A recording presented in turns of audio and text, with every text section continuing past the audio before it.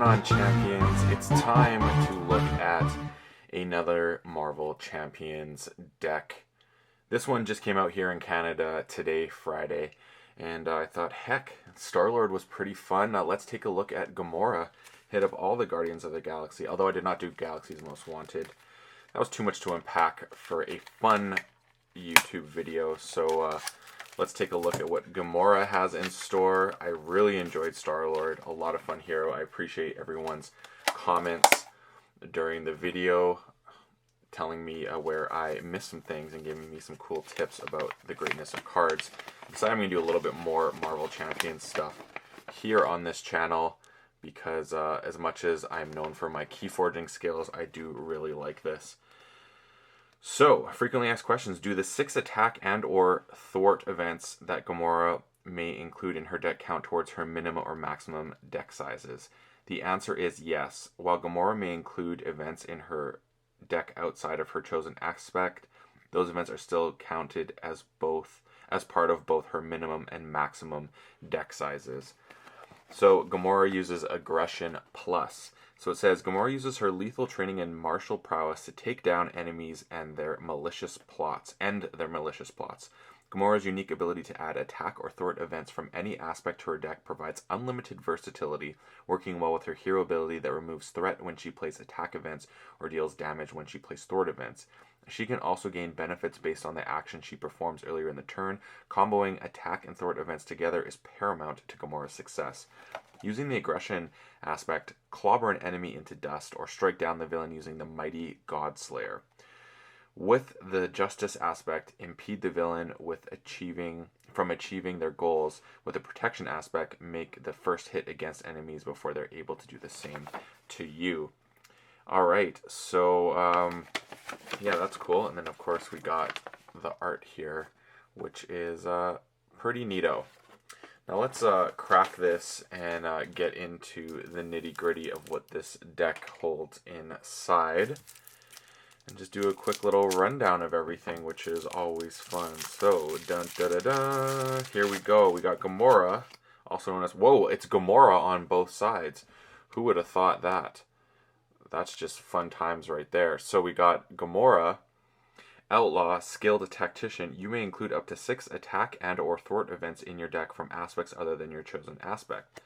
Action. Look at the top card of your deck. If that card is an attack or thwart event, draw it. Oh, very interesting.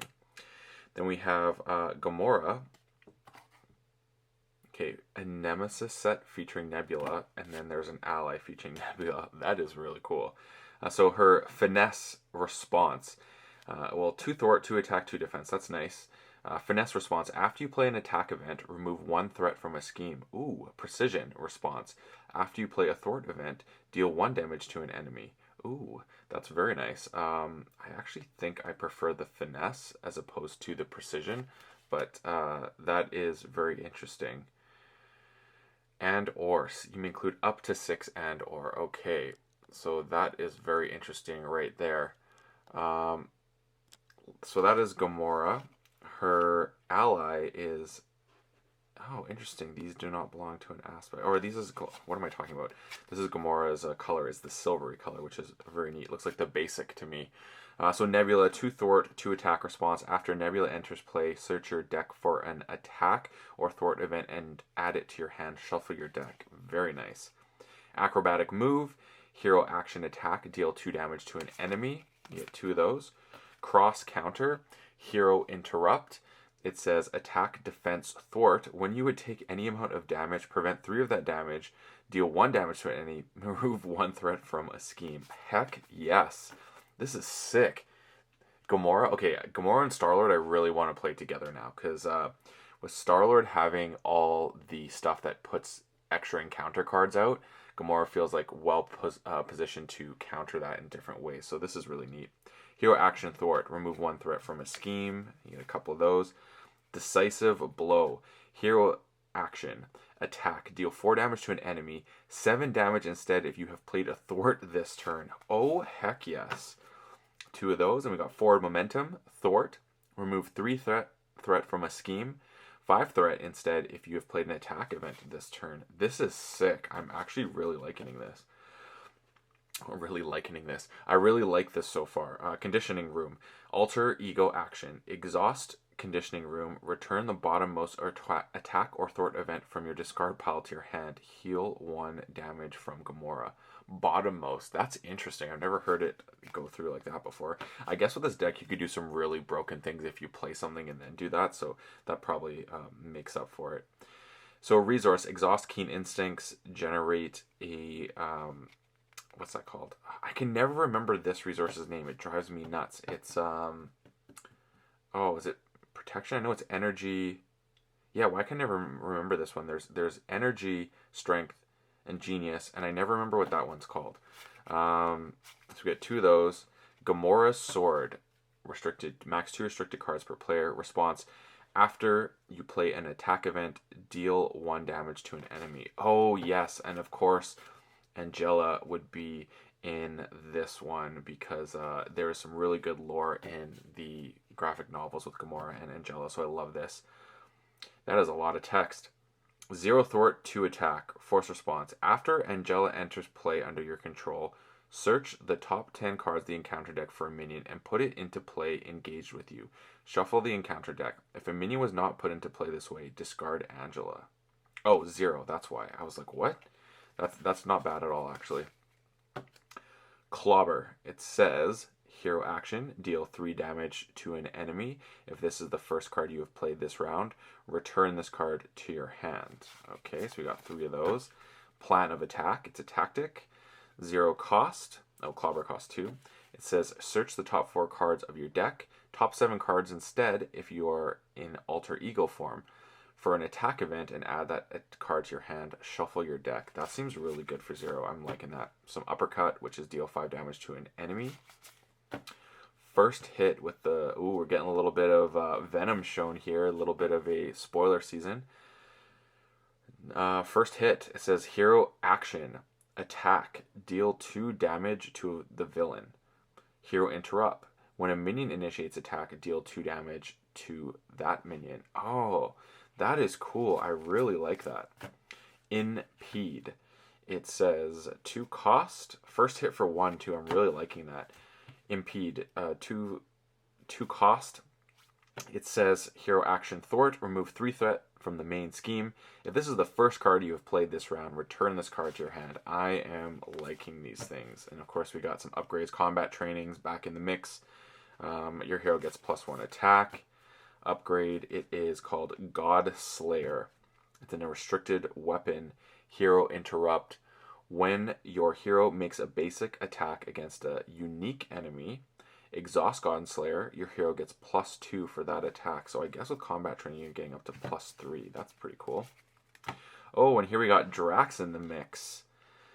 Okay, Drax cannot attack minions. Play only if your identity has the Guardian trait. This is interesting. So essentially...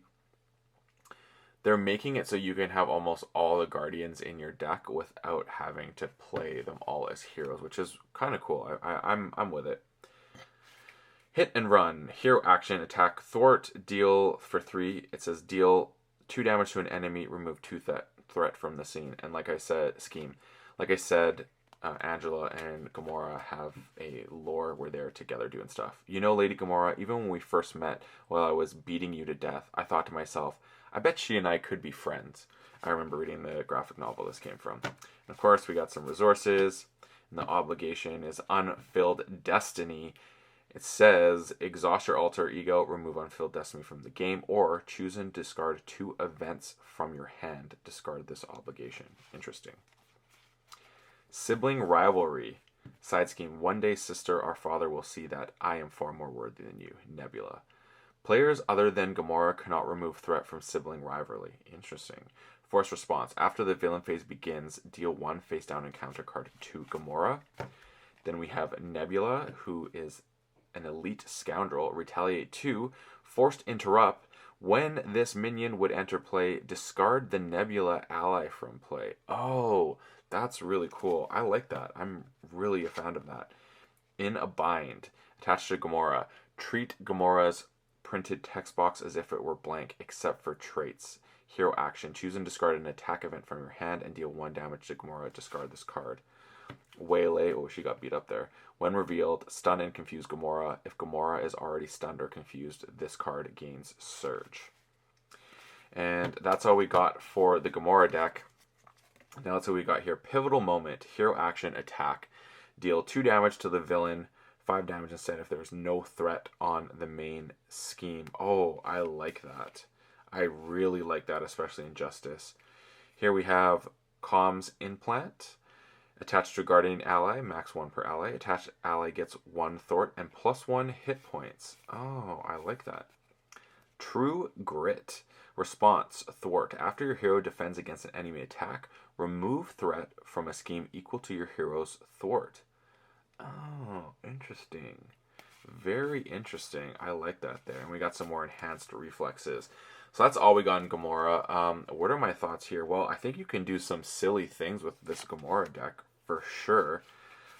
Really wild things. I really like the way this is going to play. I can't wait to test this out. I'm not really doing my own builds for Marvel Champions. I find I'm not playing enough where I can actually build, test, tweak, and do it that way. So I'm literally just going to the Marvel DB and finding cool decks, especially if they have a nice description of how the deck plays, and just enjoying the experience of playing the decks. And hopefully I will get back to deck building at some point. But if I find cool things, I'll be sure to share those on videos here, the deck builds and what I like about it after playing it.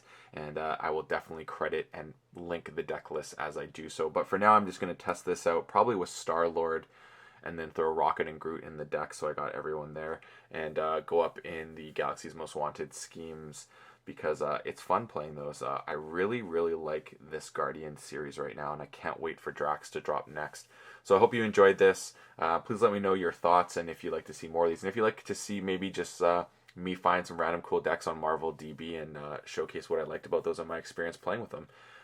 So thanks a lot. Please do subscribe and like this video. And happy MCU, everyone.